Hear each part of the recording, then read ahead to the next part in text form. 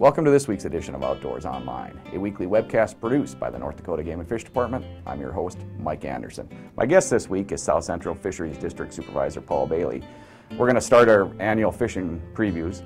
Paul, you guys are just finishing up your dissolved oxygen testing. How did things look in the South Central District? Actually, things looked pretty well this year. Despite some lower water levels in a lot of our district, most of our lakes are down a few feet, which definitely increases the chance of winter kill occurring. But with the late onset of winter this year, really these lakes didn't form really solid ice until late December in a lot of cases.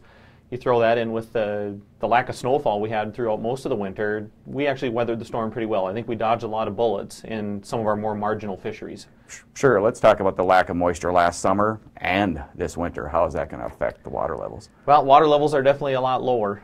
Anglers have been able to take advantage of some of these real opportunistic type of fisheries that maybe had a maximum depth at their best of maybe 10, 12 feet of water. You take 3 or 4 feet of water off some of these lakes, like we have off a number of these fisheries, and that greatly enhances the threat of winter kills occurring. So we knew some of these lakes weren't going to be on the landscape long term. We bought us kind of another year with a mild winter here, but we're paying for that with this lack of moisture now. So a lot of these lakes could certainly use another shot of water. Let's move into your fish populations, Paul. How are walleyes doing in your district? Very well. We've literally got dozens of good walleye fisheries in the South Central Fisheries District right now. I guess the most noteworthy one, of course, is the Missouri River Lake Oahe. Anglers can expect good things out of that fishery this year. We've got fish abundance is going to be pretty good, and there's always the trophy component to that fishery as well. A lot of our smaller lakes in the South Central District are still going to be producing very well for anglers this year. Places like Lake Josephine, Jasper, Dry, Rice, Marvin Miller, Alkaline Lake, places like that I think a lot of anglers are very familiar with, still have some tremendous walleye populations in them. Sure. Let's move on to pike. Pike, again, are kind of holding their own right now. We've still got good pike fishing opportunity out there in a number of lakes. We've had a few nice, I'd say somewhat pleasant surprises this winter in a place like Harriet Arena that we've always known has a good pike population in it, but usually water clarity didn't allow that to produce very well for anglers. This winter it produced pretty well, so we're hoping that translates into some good springtime fishing for anglers as well. Other more traditional pike fisheries, Lake Helen, Horsehead Lake, are still going to produce well for anglers again. Okay, and panfish. We've got, when we're talking bluegill, for instance, we do have some good bluegill opportunity in the South Central Fisheries District. Crown Butte, Harmon Lake, McDowell Dam, Nigran Dam are all places that offer good opportunity to catch maybe not the largest size bluegill, but good numbers out there. And we've also got a couple of places, Freilich Dam and Fredham Lake, that don't have much for numbers, but they offer the potential to produce some of those pound-plus bluegill. So there's good bluegill opportunity out there. Where maybe the opportunity is declining in the South Central Fisheries District would be with our perch. Sure. Catching a limit of perch is going to be a bit more of a challenge in the South Central District now. The sizes of these perch out there is pretty good right now, and that's just part of this boom and bust nature of the perch fisheries in North Dakota. After those springs of 9, 10, and 11, when so many of these lakes were gaining water, our perch fishing really took off. We had good reproductive conditions, and then just as importantly, we had good forage conditions for these perch out there. As we've been dealing with these declining water levels in recent years, conditions just haven't been that good for perch anymore. I wouldn't say we've hit a bust by any means yet, but what anglers became accustomed to over the last 2 or 3 years probably isn't going to be there in as abundance anymore. But the size structure of some of these perch populations is really good. The opportunity for some of those 12-inch plus perch is certainly still out there. Sure. How about crappies? Crappies, really the best game in town is going to be Lake Oahe yet. We're still riding this great crappie reproductive success we had when the high water returned to Lake Oahe in 2009. So a lot of those 2009 fish are still out there. I'd say their abundance is declining a bit, but there's still really good crappie opportunity in Lake Oahe. Okay. In your district, Paul, this spring, summer, fall, do we have any research projects going on? Yeah, I guess several, this year. One that most anglers are going to be well aware of is the creel survey we'll be conducting on the Missouri River in Lake Oahe. That's something we do every 3 years. The last one we did was 2015, so 2018 we'll bring that up again. So what is a creel survey? A creel survey is where we basically interview anglers to get a handle on how they're interacting with this fishery. How successful they are, what they're harvesting, where they're coming from, a little bit of demographic information on our anglers as well. So that provides some pretty good information to us that helps us better manage the fishery and make sure we've got the most appropriate regulations in place. We're going to be doing a couple of tagging projects this spring as well. We're going to continue the tagging project on Lake Oahe's northern pike that we began last year, where we tagged basically pike that were 1 meter long and larger. So get in some information on how anglers are utilizing these trophy northern pike in Lake Oahe, because Lake Oahe, it really is a trophy pike fishery by anyone's standards right now. It produces 20-pound plus pike pretty consistently. So we just want to have a better understanding how anglers are utilizing those fish to make sure we can keep that trophy component to that fishery for years to come.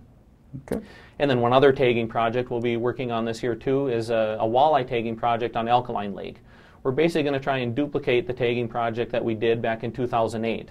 Where we tried to gain some information on how anglers are, again, utilizing those walleye in the Alkaline Lake fishery to make sure, again, we've got appropriate regulations in place for the long-term good of that fishery. Sure. Fishing should be good in the South Central District? Yeah, there's a lot of optimism for this coming fishing season, for sure. A lot of good information, Paul. Thank you. Thank you. Switching gears now, moving up the river, Dave Frieda, who's in charge of the Missouri River System, which also includes Lake Sakakawea. Dave, been in the news lately. How is the snowpack in the mountains? We're looking at another good runoff year, at least at this point in the year. Mountain snowpack, both above Fort Peck and the Yellowstone drainage, is 120, 130% of normal for this time of year. So it's looking like the potential for a pretty good runoff. Projections have us about where we were last year's high, somewhere in that 1846 on Sakakawea. So water levels are good? Yeah, they should be, and there's good plain snowpack, so we might get some early runoff, which really benefits us. Okay. Last year on Lake Sakakawea, we probably had some of the best walleye fishing we've ever seen. How are things going to be this year? They should be good. We still have a record abundance of walleyes in the system and a very good size structure. Lots of fish. There's never been more walleyes in Lake Sakakawea since the dam was put in, and a lot of nice fish, a lot of 15 to low 20-inch fish, which are really desirable to anglers. And there is bigger fish, but certainly there's nothing bad to be said about the population. Forage is good? Forage is good. We got a high abundance of rainbow smelt. So. Okay, let's move on to northern pike. Northern pike, we're kind of on the downhill slope, I guess you could say, from the boom and bust cycles that we always see on pike. Primarily 2009, we had a big year class. Overall abundance is trailing down somewhat, like you'd expect, but size is increasing, and there's a lot of nice trophy pike in the system. The abundance of 20-pound, a little over 20-pound fish is definitely increasing. They're growing. So. Okay, good population smallmouth bass? Smallmouth bass, yeah, definitely a good population, primarily the lower half of the reservoir, above the Van Hook arm. Smallmouth bass abundance really drops off, but the lower end, especially the east end, has a lot of nice smallmouth bass, largely overlooked for people targeting them. Okay, and salmon? Salmon, last year was a pretty good year of fishing. We thought it might be a little bit better. Certainly some anglers did exceptionally well, but we had an almost unprecedented spawning run in the fall when we did. We took near record number of eggs. There was a lot of salmon in the spawning run.